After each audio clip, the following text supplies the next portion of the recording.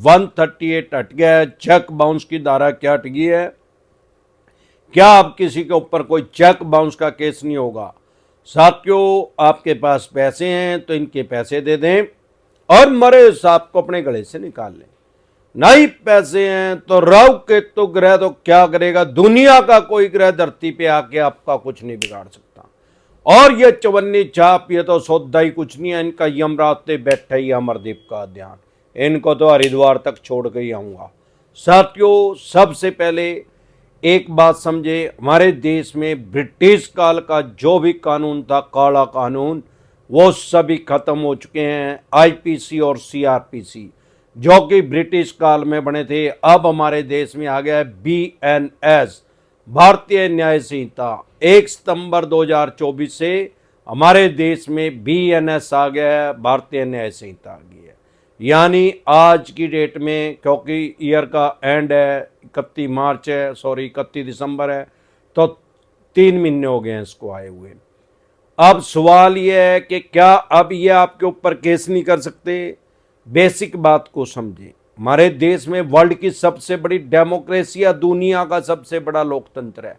जो नया कानून आया है वो भी लोकतंत्र को देखते हुए, उसको मद्देनजर रखते हुए बनाया गया है। मतलब डेमोक्रेसी को कंसीडर किया गया उसमें। कोई भी अब ऐसा थोड़ी है कि बीएनएस आ गया तो अब कत्ल करना अलाउड हो गया, डकैती मारनी, रेप करना अलाउड हो गया। कानून तो अब भी है, लेकिन उसमें कुछ एक्ट चेंज कर दिए गए हैं, कुछ धाराएं चेंज कर दी गई हैं, कुछ धाराओं का नाम चेंज कर दिया गया, उनका नंबर चेंज कर दिया गया। कुछ एक्ट ऐसे हैं उनमें जो पनिशमेंट है उसको बढ़ा दिया गया है। अब सवाल ये आता है कि चेक बाउंस में क्या कर सकते हैं, नियम क्या है? सबसे पहले जिस भी बैंक या एनबीएफसी कंपनी ने आपको लोन दिया है, ज्यादातर तो आजकल ऑनलाइन ही लोन मिल रहे हैं लोगों को, बहुत से बैंक एनबीएफसी कंपनी तो अब चेक लेते ही नहीं, लेकिन कुछ हैं ऐसी एनबीएफसी कंपनियां जो एज ए सिक्योरिटी चेक लेती है। अगर उन्होंने आपसे चेक लिया है तो नियम क्या है? सबसे पहले तो उनको वो चेक लगाना पड़ेगा। उसको लगाने से पहले आपको इंटीमेट करना पड़ेगा, बताना पड़ेगा भाई हमारे पैसे दे दो, और नहीं तो डिमांड नोटिस बोलते हैं, भाई हम आपका चेक बाउंस करेंगे या कानूनी कार्रवाई करेंगे। आपने किसी कारण से फाइनेंशियल डाउन है, पैसे नहीं दिए, तो आपका चेक बाउंस करवाना पड़ेगा। अब जब चेक बाउंस होता है तो बैंक लिख के देता है कि किस कारण से चेक बाउंस हुआ है। भाई अनसफिशिएंट बैलेंस था, उसके पैसे ही नहीं थे, या वो अकाउंट ही बंद था, या अन्य किसी कारण से बाउंस हुआ है। नहीं तो अगर उसमें अकाउंट में पैसे हैं और आपके साइन या साइन मिसमैच हैं, आपके साइन सही हैं, आपके अकाउंट में पैसे हैं, आपने किसी को चेक रिलीज कर दिया, उसमें कोई कटिंग नहीं हुई। पहले क्या था, कटिंग अलाउड थी, कटिंग अगर हो भी गई किसी भी कारण से तो उसके ऊपर साइन कर देते थे, वो चल जाता था। लेकिन अब कटिंग अलाउड नहीं है। अगर कहीं भी कोई भी थोड़ी सी भी कटिंग हो गई है या ओवर राइटिंग हो गया तो उसको फाड़ के फेंकना पड़ेगा, नया चेक इशू करना पड़ेगा। अब आपने नया चेक इशू कर रखा है, सब कुछ ठीक है, उसमें आपके साइन भी मिसमैच नहीं है, कोई प्रॉब्लम नहीं है, तो आपका पैसा निकल जाएगा। अगर किसी कारण से उसमें पैसे ही नहीं है या कम पैसे हैं, आपका चेक 10 लाख रुपए का, उसमें 5 रुपए भी कम है, तो वो पास होगा ही नहीं, क्योंकि बैंक तो अपने 5 रुपए उसको देगा नहीं। या अन्य किसी कारण से वो चेक आपका बाउंस हो गया, बैंक उस बैंक या एनबीएफसी कंपनी को लिख के देगा, भाई इस कारण से चेक बाउंस हुआ है, इस कारण से हम इस आदमी का पैसा आपको नहीं दे सकते। तब उस बैंक के पास जाएगा, वो 15 दिन का मिनिमम टाइम देना पड़ेगा उसको, आपको ये नियम है, एक कानून है कि वो आपको नोटिस देगा और 15 दिन का आपको टाइम देगा। भाई ये आपका चेक बाउंस हो गया और हम आपको 15 दिन का टाइम दे रहे हैं, या तो आप 15 दिन में पैसे जमा करवा दो, नहीं तो हम आपके ऊपर चेक बाउंस का केस कर देंगे। जब उस 15 दिन में भी आपने पैसे नहीं दिए तो फिर 1 महीने का टाइम उस बैंक एनबीएफसी कंपनी के पास है। उस 1 महीने के अंदर अंदर वो आपके ऊपर केस रजिस्टर्ड करवा सकता है। केस रजिस्टर्ड जो है वो पुलिस स्टेशन, थाने, चौकी में नहीं होएगा, कोर्ट के अंदर चेक बाउंस का केस रजिस्टर्ड कर सकता है। ये बेलेबल ऑफेंस है, जमानती अपराध है, सेम डे जमानत हो जाती है, बाय एंड जमानत हो जाती है। कोई चवन्नी छाप आपको ये कह रहा है कि भाई इसमें बेल नहीं होगी, 5 साल की सजा होगी, 7 साल की। टोटल बकवास कर रहा है। तुरंत प्रभाव से बेल हो जाएगी, जाते ही जमानत हो जाएगी, सेम डे जमानत हो जाएगी, बाय एंड जमानत हो जाएगी। फिर माननीय सुप्रीम कोर्ट तक जाते रहते 40-45 साल लगते हैं। डरे घबराए नहीं, तब तक बोलो राम ही हो जाएगा आपका, क्योंकि उसका भी बोलो राम हो जाएगा। वो कौन सा 16 साल का लड़का या लड़की है भाई, किसी ने लोन ले रखा 16 साल के लड़के लड़की को तो लोन मिलता ही नहीं। अब किसी ने लोन लिया तो एवरेज उम्र उसकी मान ले 25, 30, 35, 40। अगर 40 साल भी मांग ले तो 45 साल के बाद क्या होगा? 85 साल में बोलो राम हो जाएगा। 85 साल के कितने आदमी सड़कों पे घूम रहे हैं आज? अगर घूम भी रहे हैं तो वो 10,000 में से एक ही है, और जो 10,000 में से 10 बचे भी हुए हैं तो खटिया पड़े हैं, बेड पे पड़े हैं, अपनी अंतिम सांसें गिन रहे हैं। तो उस टाइम तक तो जाने ही है हरिद्वार सब कोई। अब बैंक एनबीएफसी कंपनी भी जो 16 साल का लड़के लड़की को तो आरबीआई लाइसेंस ही नहीं देता बैंकिंग करने का या एनबीएफसी कंपनी खोलने का, नॉन बैंकिंग फाइनेंस कंपनी खोलने का।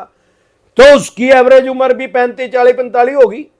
अगर उसकी भी 40 मान ले तो फिर उसका भी बोलो राम हो जाएगा। तो इनके पास इतना पेशेंस नहीं है, इतना धैर्य नहीं है। 10 बार आएंगे आपके पास, सेटलमेंट कर लो भाई साहब, सेटलमेंट कर लो। ये तो आपको साइकोलॉजिकल प्रेशर में ले रहे हैं, मनोवैज्ञानिक दबाव के अंदर ले रहे हैं, चेक बाउंस का नाम लेके। आजकल ईसीएस बाउंस भी करते हैं, ईसीएस बाउंस भी चेक बाउंस की तरह ही है। दोनों मान के चले सगी बहने हैं। जैसे आपकी वाइफ आपको एंड बैंड बोलती है, उल्टा सीधा बोलती है, ऊंची आवाज में बात करती है, कैंच करेले करती है, ऐसे ही अगर आप अपनी साड़ी से शादी कर लेते तो वो भी यही करती, सेम टू सेम। क्यों? अरे प्रोडक्ट तो वही है यार, उसी कंपनी में से बने हैं, दोनों सेम है, तो वो भी वही करती। इस गफलत में ना रहे कि मेरी साड़ी से शादी हो जाती तो मेरी जिंदगी आसान हो जाती। ऐसे ही चेक बाउंस और ईसीएस बाउंस दोनों सगी बहने हैं, दोनों में ही बेल करवानी पड़ती है। चेक बाउंस क्या है भाई? ब्रिटिश काल से चला आ रहा था चेक बाउंस। आज की डेट में जैसे 70-80 का दशक था, उस टाइम कोई आदमी लोन ले रहा, उसने 12 महीने के लिए लोन लिया तो बैंक 12 चेक लेता था उससे भाई। 12 बार उस टाइम एनबीएफसी कंपनी का तो जन्म ही नहीं हुआ था, 12 बार वो चेक एक एक लगा के आपके पैसे निकाल लेता था। अब क्या हुआ? 2007 आते आते सब कुछ ऑनलाइन हो गया, सारी बैंक एनबीएफसी कंपनी लोन आए ऑनलाइन हो गए। तो बहुत से एनबीएफसी बैंकों ने चेक लेने ही बंद कर दिए, क्योंकि आज की डेट में अगर आप 20 साल के लिए लोन लेंगे तो 240 चेक नहीं लेते हो आपसे।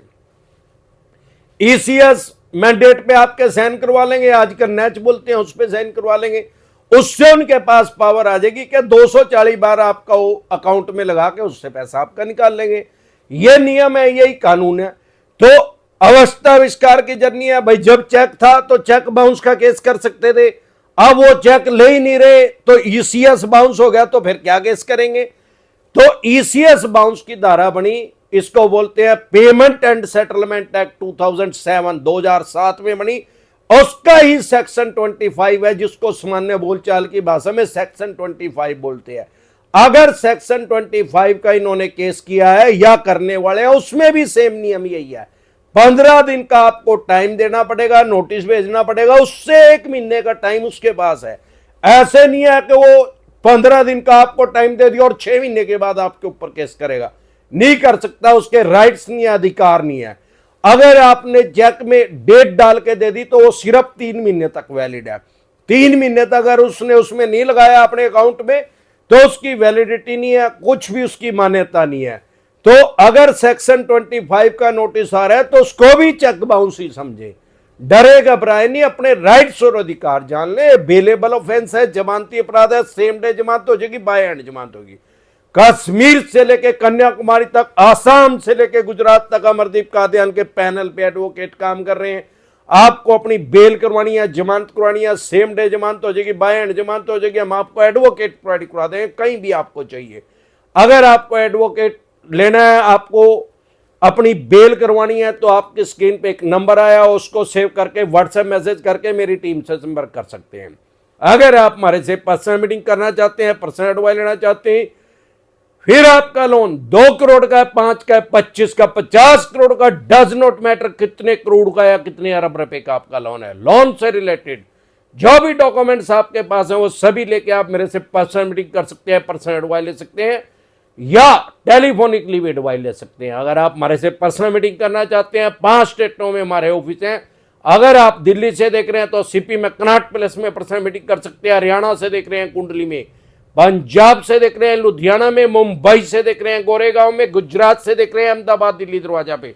इसके अलावा अलग अलग स्टेट में मैं टाइमली आता रहता हूं। आपकी स्टेट में मैं कब आ रहा हूं, आप अपनी स्टेट में मेरे से पर्सनल मीटिंग करना चाहते हैं, पर्सनल एडवाइस लेना चाहते हैं तो आप मेरी टीम से संपर्क कर सकते हैं, या आप टेलीफोनिकली एडवाइस लेना चाहते हैं, उसके लिए अपॉइंटमेंट लेना चाहते हैं तो आपकी स्क्रीन पे एक नंबर है, इसको सेव करके डायरेक्ट कॉल करें, कोई रिप्लाई नहीं आएगा, व्हाट्सएप कॉल करें, कोई रिप्लाई नहीं आएगा, व्हाट्सएप मैसेज करेंगे, तुरंत प्रभाव से रिप्लाई आएगा कि कैसे आप हमारे से पर्सनल मीटिंग कर सकते हैं, पर्सनल एडवाइस ले सकते हैं या टेलीफोनिकली एडवाइस ले सकते हैं। एक बार जोर से मिलकर नारा लगाएंगे, जय ससुराल वालों की, जय मेरे आले साले की।